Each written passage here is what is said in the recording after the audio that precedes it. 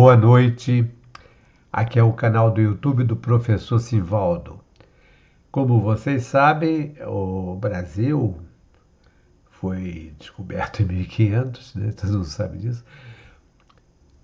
Foi colonizado por Portugal até a chegada da família real em 1808. Nós fomos uma colônia. E durante todo esse período, e mesmo durante o Brasil Reino, uma grande parte da documentação nossa era destinada aos arquivos ultramarinos, os arquivos históricos portugueses. No caso, por exemplo, o Arquivo Histórico Ultramarino, o Arquivo da Torre do Tombo e também outros países. Hoje eu vou falar para vocês sobre um mapa, uma carta importantíssima que tem de Santa Cruz, da Fazenda Real de Santa Cruz, da Fazenda de El Rei, que faz parte do Arquivo Histórico Ultramarino, localizado em Lisboa, Portugal. Então, a Fazenda Real de Santa Cruz, na cartografia e iconografia do Arquivo Ultramarino, Lisboa, Portugal. Aqui por esta imagem, que vocês podem observar nesse primeiro slide, temos aqui à esquerda, na parte inferior, a capa do catálogo, coleção cartográfica e iconográfica manuscrita do Arquivo Histórico Ultramarino. É importante salientar aqui que se trata de cartas manuscritas, né?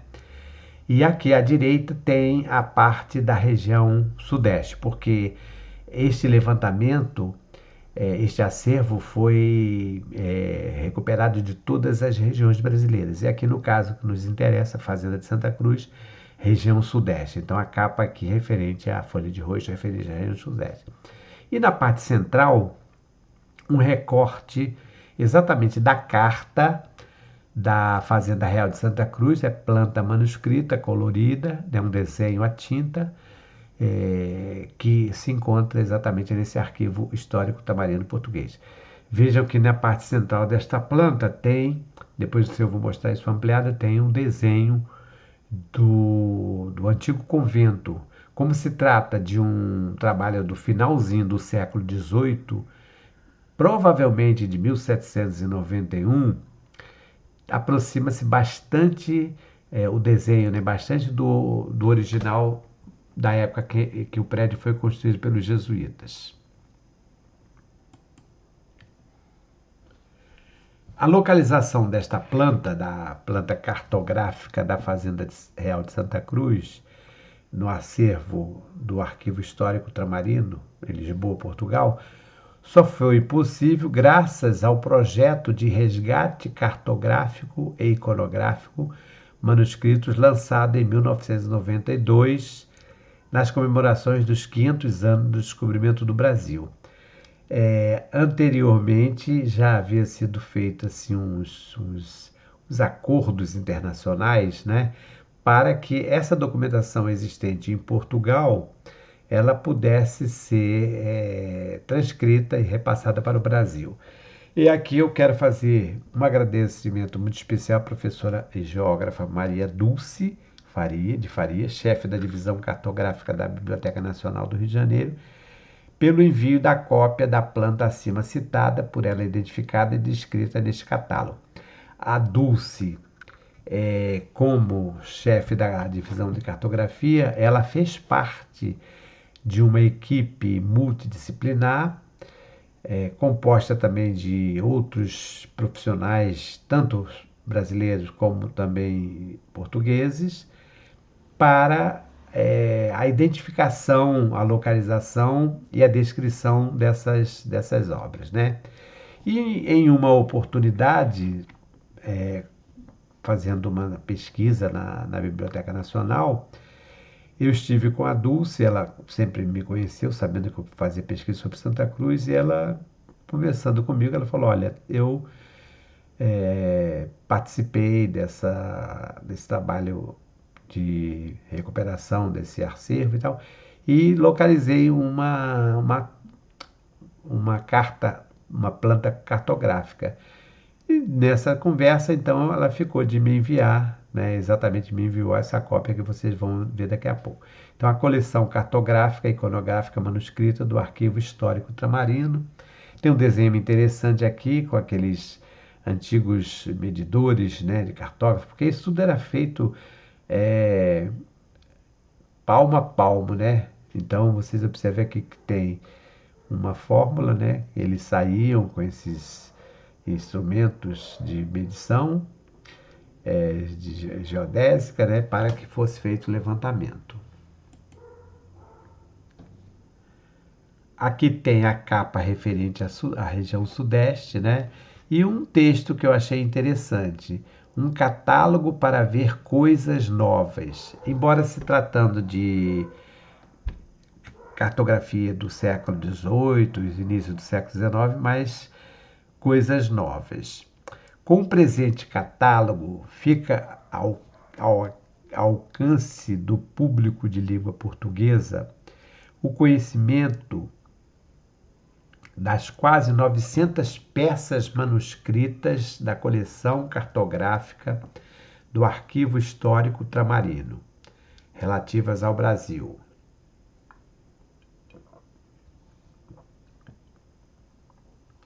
Como refere a autora professora Maria Dulce de Faria, esta coleção integra documentos cartográficos, mas também iconográficos, que por razões diversas aí se tem mantido.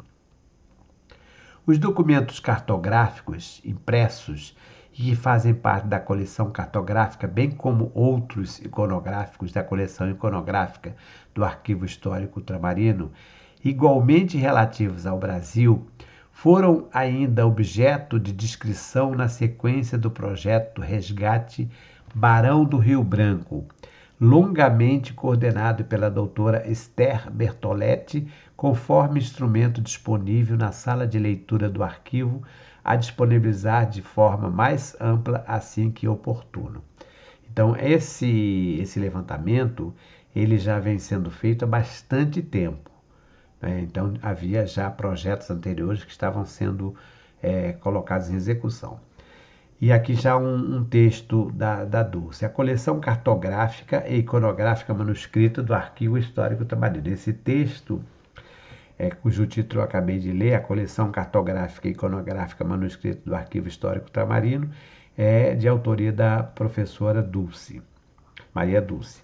O projeto Resgate Barão do Rio Branco tem como objetivo inventariar toda a documentação manuscrita sobre o Brasil colonial em diversas instituições, o que me deu a oportunidade de trabalhar com todo o acervo existente na cartografia do Arquivo Histórico Ultramarino, AHU. Então, a Dulce, como cartógrafa, como geógrafa, como professora e principalmente como chefe da seção de cartografia da Biblioteca Nacional, ela foi indicada para representar o Brasil nesse levantamento, né?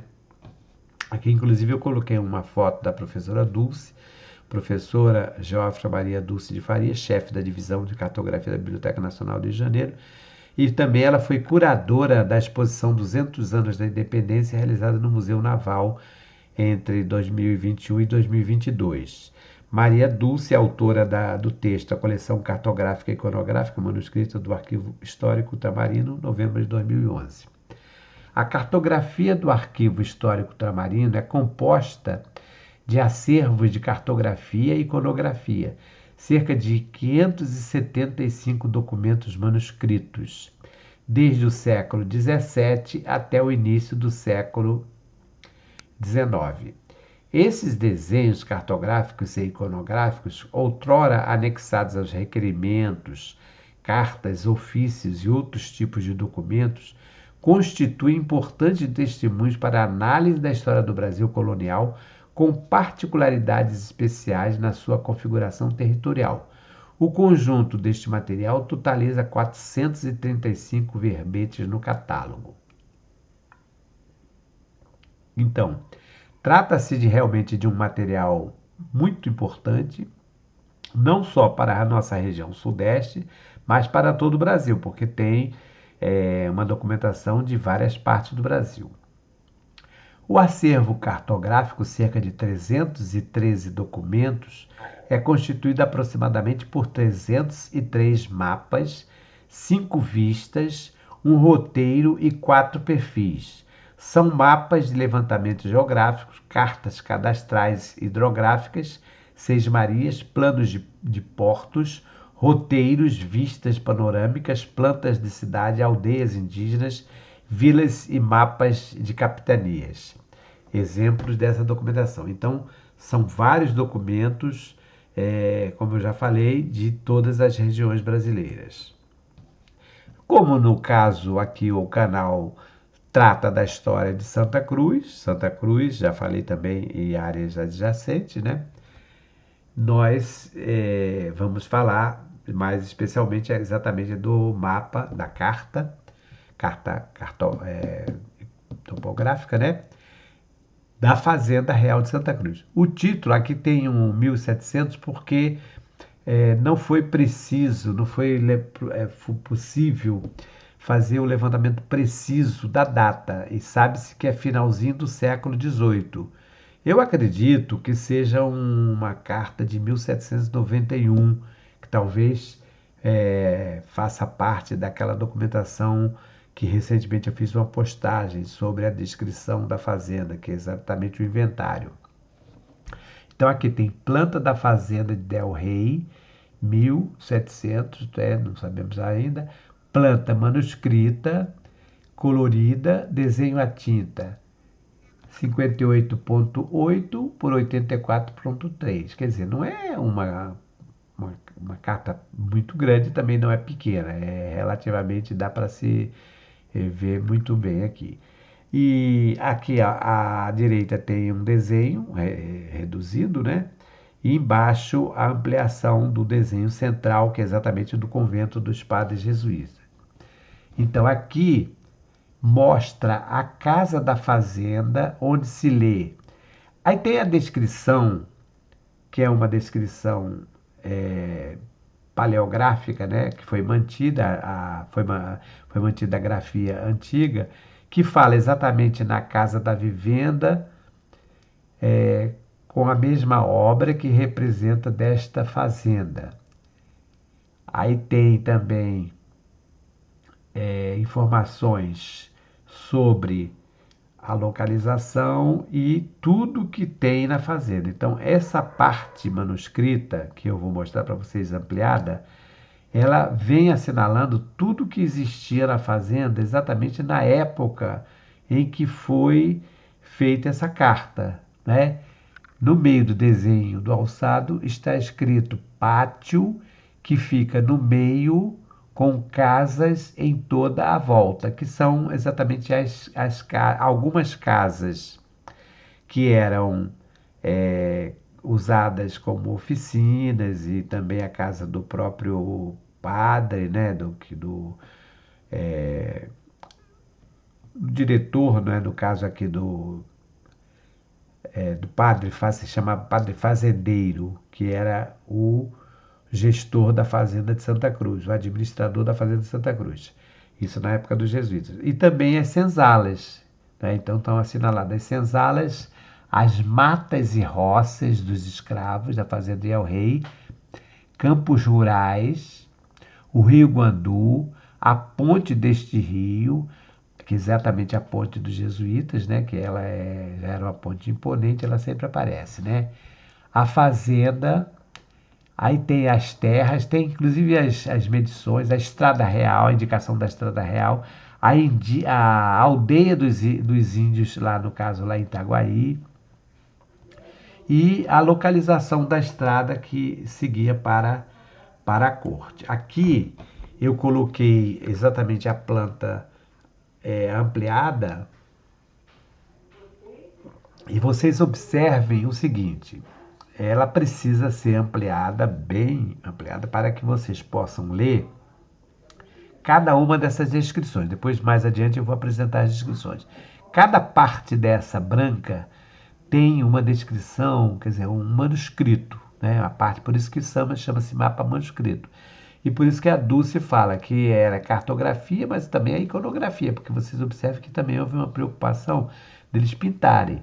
Claro que não há uma precisão cartográfica exatamente como hoje, mas é um desenho rústico mostrando como seria a fazenda de Santa Cruz. Então, mostrando essa linha que corta de um lado para o outro, por exemplo, é a Estrada Geral de Santa Cruz, e essas partes brancas, cada uma dessas tem a descrição, as matas dos escravos, as senzalas, a própria descrição do Palácio Imperial, né? Então aqui eu coloquei a descrição para que vocês possam ter ideia, né? Aqui do lado de cá tem um texto, continuando a descrição feita pela Dulce, né? A região da Baixada de Santa Cruz e morros adjacentes foram doados ao Cristóvão Monteiro por Martim Afonso de Souza como recompensas dos serviços prestados à expulsão dos franceses no Rio de Janeiro em 1567. Após a sua morte, a sua viúva, que Dona Marquesa Ferreira, né, doou as terras da fazenda de Santa Cruz aos padres da Companhia de Jesus, que constituíram um imenso latifúndio com uma grande quantidade de escravos. De acordo com a legenda do mapa, 1.500 e tantas almas. Quer dizer, no próprio mapa está escrito isso aí. Essa fazenda se estendia entre os atuais municípios de Mangaratiba e Vassouras. Dentre as edificações da fazenda de Santa Cruz, conta a igreja, o convento e uma ponte represa chamada Ponte do Guandu, ou atualmente Ponte dos Jesuítas. A construção dessa ponte teve como finalidade regular o volume das águas das enchentes do rio Guandu. Continuando, com a expulsão dos jesuítas em 1759, as terras passaram a pertencer à coroa e mais tarde à família imperial. Atualmente, parte dessa fazenda com as edificações, desde o período colonial, é o atual bairro de Santa Cruz. Quer dizer, o bairro de Santa Cruz é apenas uma pequena parte do que foi a fazenda, porque a fazenda ela se estendia desde Sepetiba, né, que era o limite sul, até Vassouras, que era o limite norte, de Guaratiba até quase chegando Mangaratiba, até Itacuruçá, né? E mostra a trilha que no período colonial ligava a cidade do Rio de Janeiro para o sertão, as minas de ouro. Então, tanto pega o lado que vinha para o Rio, o centro do Rio, né? Como também o lado que seguia para São Paulo. A princípio, essa trilha, que é o caminho chamado Caminho dos Jesuítas, né? Era chamado Caminho dos Jesuítas, mais tarde com o nome de Caminho das Minas, e depois passou a denominar-se Estrada Real de Santa Cruz, depois Estrada Imperial de Santa Cruz. A arquitetura do prédio da fazenda sofreu uma série de modificações desde o período colonial. Atualmente é a sede do Batalhão Escola de Engenharia, Batalhão Vilagrã Cabrita. Esse prédio realmente tem, inclusive, uma evolução iconográfica mostrando como era o prédio na época que ele era convento, que é exatamente esse que eu mostrei para vocês anteriormente, e aqui, né, que é exatamente esse prédio que está aqui na parte central, e depois foi sendo reformado. Vocês observem que tem ali uma torre sineira, né, a capelinha, e do lado direito, no caso, seriam as casas. E hoje é o quartel, né, o quartel do Batalhão Vilagrã Cabrita. Aqui à direita tem a transcrição paleográfica do manuscrito e tem uma orientação para a leitura da transcrição. A grafia das palavras ela foi mantida, né? Bem como a pontuação e paragrafação. Foram mantidas a maior parte das vezes na medida do possível. Quer dizer, não pode fazer uma transcrição e mudar tudo, né? Há a utilização do S caudado, aquele S compridão, né? Não há como saber se o autor considerava sua grafia como equivalente a um ou dois S, em virtude da falta de norma culta no período. Em algumas palavras, utilizamos o S caudado como dois S para melhorar a leitura. O acento foi acrescentado em algumas ocasiões para melhorar a leitura da transcrição. As abreviaturas foram desenvolvidas. Havia muitas letras ramistas. Essas letras ramistas são aquelas letras onde se diz, por exemplo, as letras consoantes, o S, por termos originalmente sendo distinguido do I ou por ramos. Foi mantida então a grafia original. Então, as abreviaturas foram desenvolvidas. Aqui tem a listagem, que é exatamente essa listagem que aparece aqui, nessa parte que eu mostrei para vocês, essas partes brancas, esbranquiçadas aqui, é exatamente essa listagem. Então vamos ver. Número 1, que é a parte mais acima do mapa. São os matos e roças dos escravos e da fazenda. Ou seja, seria a lavoura, né? O 2, campos verdes de todo ano. 3, pátio que ficaram meio com casas em toda a volta. Então, essas casas são os estabelecimentos que eles usavam como oficinas. Aí, número 4, a igreja, que é exatamente aquela parte central, né? E casa de vivenda com a mesma obra que representam desta fazenda o quinto os matos, né? Quinto dos matos, que é a transcrição da época. Depois, os canteiros, as terras diante, feita toda em quadra, a fixar sacristia, 3/4 e uma légua. Mesma légua fazendo pátio no meio, algumas árvores de frutas ao meio, fazendo e para a parte da frente um terreno de 60 a 80 braças. Vou voltar aqui para mostrar para vocês. Então aqui, que essa descrição que eu estava fazendo a leitura, exatamente da parte central onde tem esse desenhozinho da igreja, que aí na descrição fala das árvores da igreja, né? Depois tem os matos e roças dos escravos da fazenda de El Rei, a estrada real para a cidade do Rio de Janeiro, que é aquele traço que corta de um lado para outro, os campos verdes, o lugar chamado Sepetiba, aí está Sepetiva, né? Foi mantida, Marinha, também estrada da aldeia velha dos índios, aí já chegando Itaguaí, Sepetiba também tinha uma aldeia, né? Pastos, digo, campos ralos do mar, campos verdes todo ano, barras do Rio Guandu no mar, quer dizer, a entrada do Rio Guandu, a saída do Rio Guandu, né? A costa do mar, isso já chegando na parte do litoral. Vou voltar aqui para vocês, então essa parte aqui embaixo do mapa já seria o litoral, seria Sepetiba, né? Barra da Lagoa Praia, né? Aí seria Praia ou Piaí.